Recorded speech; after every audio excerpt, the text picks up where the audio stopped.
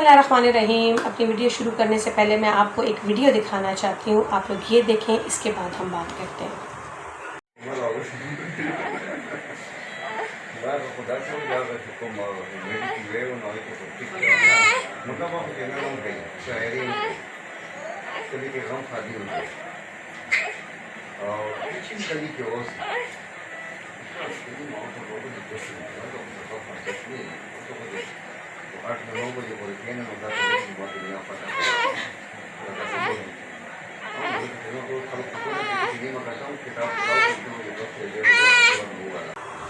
जी, आप लोगों ने वीडियो देखी। ये बच्चा हमारे पास रिपोर्ट हुआ था मल्टी ऑर्गन फेलियर और एक्यूट किडनी इंजरी के साथ। इस पर वीडियो करना मुझे इसलिए ज़रूरी लगा कि बहुत सारे बच्चे, चूँकि हमारी ये अगस्त का महीना जो है माँ के दूध की अफादियत से रिलेटेड भी हम करते हैं, और इससे रिलेटेड मैं आप लोगों को बहुत कुछ बता भी चुकी हूँ अपनी मल्टीपल वीडियोज़ के अंदर। असल में प्रॉब्लम यहाँ पे आता है कि जब आपके पास ऑर्फन बच्चे आ जाते हैं जिनकी माएँ ना हों, या कोई कैंसरस पेशेंट आ जाती है जो बच्चे को फीड नहीं करवा सकती, या कोई खुदा न खास्ता को HIV पॉजिटिव केस आ जाता है जो बच्चे को फीड नहीं करा सकती, या जैसे इस बच्चे की मदर जो है वो डाइट थी और स्टेप मदर के पास था ये बच्चा। इस बच्चे की हिस्ट्री, ना तो ये कोई रिस्पिरेटरी ट्रैक्ट इन्फेक्शन की हिस्ट्री रन कर रहा है, ना इसके साथ कोई मल्टीपल इश्यूज़ हैं। ये बच्चा basically multiple formula change, cow's milk, buffalo milk, goat milk का वो कह सकते हैं उससे ख़राब हुआ वो बच्चा। होता क्या है हमारी कम्युनिटी में कि अक्सर आप लोग जो हैं वो नॉर्मल इन्फेंट फार्मूलाज जो हैं, अगर माँ का दूध नहीं दे रही हैं माएँ किसी भी वजूहात की बिना पर, तो वो इन्फेंट फार्मूलाज पे जाती हैं। चूँकि इन्फेंट फार्मूलाज के रेट इतने स्काई हाई हैं कि कुछ लोगों के राशन घर के चलते हैं उस पर। वो करते क्या है कि उसको प्रॉपर डाइल्यूशन से नहीं बनाते, बच्चों को प्रॉपर वॉल्यूम नहीं देते, जिसका नतीजा ये होता है कि अक्सर फार्मूलाज की जो है ऑस्मोलैरिटी हाई हो जाती है, जिसमें पानी का कंटेंट ज़्यादा हो जाता है, जिसमें न्यूट्रिएंट डेफिशिएंसीज आ जाती हैं, जिसमें इलेक्ट्रोलाइट इम्बैलेंस हो जाता है बच्चे के अंदर, और फिर उसके साथ ही डायरिया स्टार्ट हो जाता है। ठीक है, और फिर इतनी पुअर हाइजीन होती है, कंटेमिनेशन की वजह से भी डायरिया कॉज हो सकता है।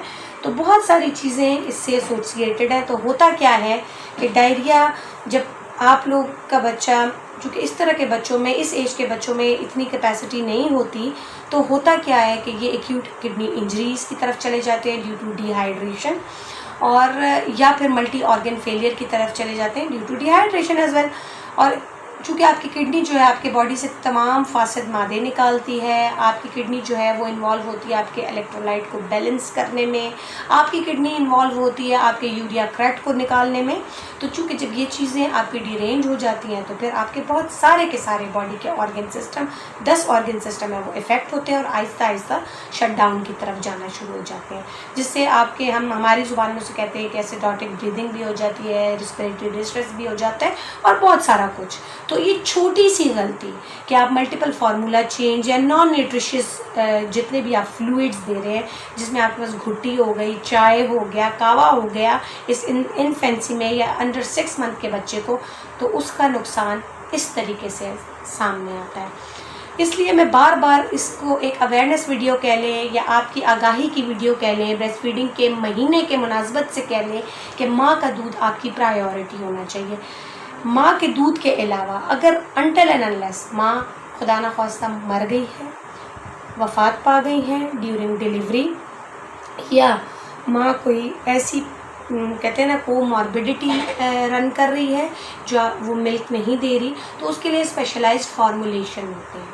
अगर आप लोग फार्मूलाज अफोर्ड नहीं कर सकते तो हमारी जो गाइडलाइन है, अमेरिकन डायटेटिक एसोसिएशन की गाइडलाइंस जो हैं, जो कैनेडियन डायटेटिक एसोसिएशन की गाइडलाइन है, उसमें तो रिकमेंडेशन है ही नहीं काउज मिल्क की, बफेलो मिल्क की, या आपके गोट मिल्क की। बफेलो मिल्क हो गया तो उसके अंदर तो आपके वैसे भी फॉलिक एसिड डेफिशिएंसीज कॉज करता है, क्योंकि वो फॉलिक एसिड एब्सेंट होता है। लेकिन आपकी इसकी रिकमेंडेशन जहाँ पे WHO की बात आ जाती है, तो उन्होंने एशियन कंट्रीज़ में और ख़ासकर जो गरीब ममालिक हैं उसमें रिकमेंड किया है, बट उसकी प्रॉपर एक डाइल्यूशन बताई है।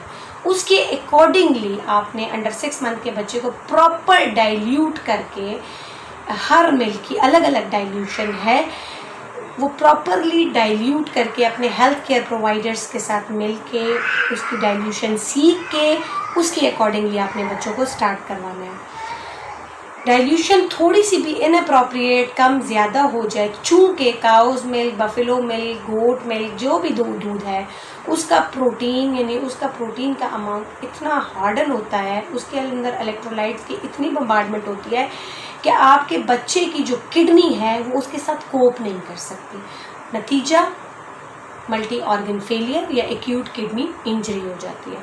अब ये केस जो हमारे पास रिपोर्ट हुआ है, मैं अगर पर्टिकुलरली सिर्फ इस केस की बात करूं तो इसको हम लोगों ने, चूँकि हर माँ फिजियोलॉजी भी रखती है, हर माँ की ब्रेस्ट की एनाटॉमी भी एक ही जैसी होती है, हर माँ जो है उन्हीं हार्मोनल चेंजेस से गुजर रही होती है।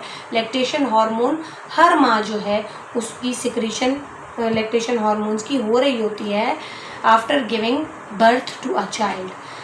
जब वो सारी की सारी फिजियोलॉजी रखती है, एनाटॉमी होती है, आपकी हार्मोनल सिक्रीशन है, तो क्यों नहीं आप मदर को रीलैक्टेट करवा लें, माँ के दूध को आप दोबारा से स्टार्ट करवा सकते हैं।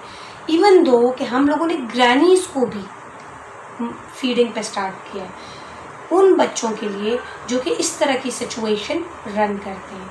अगर आपके पास अवेलेबिलिटी नहीं है, ठीक है, नर्सिंग मदर्स या वेट मदर्स की, तो आपने करना क्या है कि आपने उसको प्रॉपर जो भी फार्मूला है उसको प्रॉपर डाइल्यूशन और प्रॉपर वॉल्यूम एडजस्ट करके स्ट्रिक्ट 2 आवरली या 3 आवरली फीड बच्चे को देनी है ताकि वो इस तरह की कंडीशन से ना गुजर सके या बच जाए।